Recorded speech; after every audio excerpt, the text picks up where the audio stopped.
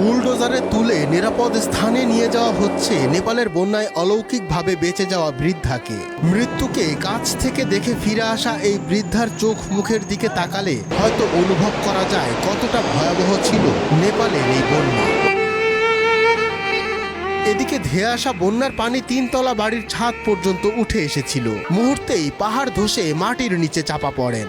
জীবন বাঁচাতে নেন ছাদে আশ্রয়। এর প্রায় 4 থেকে 5 ঘন্টা পর উদ্ধারকর্মীরা এসে উদ্ধার করে বলে জানান অলৌকিকভাবে বেঁচে যাওয়া কেশব প্রসাদ। বন্যার পানি আমার 3 তলা বাড়ির ছাদ পর্যন্ত উঠেছিল। পাহাড় ধসে মাটির নিচে চাপা পড়েন আমার স্ত্রী। জীবন বাঁচাতে আমরা ছাদে আশ্রয় নিই। প্রায় 4 থেকে 5 ঘন্টা পর হেলিকপ্টারে এসে আমাদের উদ্ধার করে।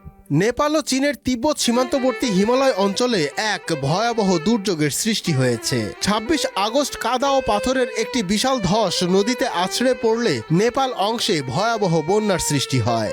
নেপাল পুলিশের তথ্য মতে এই প্লাবনে এ পর্যন্ত অন্তত 157 জনের মৃত্যু হয়েছে এবং শতাধিক পর্যটক নিখোঁজ রয়েছেন। নেপালের প্রধানমন্ত্রী কার্যালয় জানিয়েছে দুর্যোগের পর থেকে মোট 484 জন পর্যটক নিখোঁজ রয়েছেন। এর মধ্যে 391 জন বিদেশি নাগরিক এবং 93 জন নেপালি। ক্ষতিগ্রস্ত এলাকাটি তিব্বতের কৈলাস মানস সরোবরের অত্যন্ত জনপ্রিয় একটি পথ। প্রতি বছর এই সময়ে ভারত সহ বিশ্বের বিভিন্ন প্রান্ত থেকে শত শত হিন্দু তীর্থযাত্রী এই পথ ব্যবহার করেন। নেপালি কর্মকর্তাদের প্রাথমিক প্রতিবেদনে ধারণা করা হচ্ছে অঞ্চলে সংঘটিত একটি ভূমিকম্পের কারণে হিমবাহের নিচের অংশ ধসে পড়ে এবং এর ফলেই এই মারাত্মক আকস্মিক বন্যার উৎপত্তি হয়।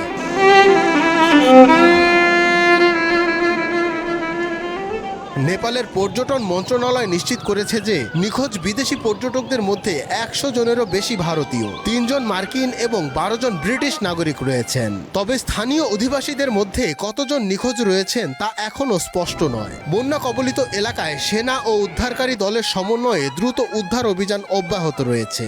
মঞ্জুর এ মাওলা, মাই টিভি।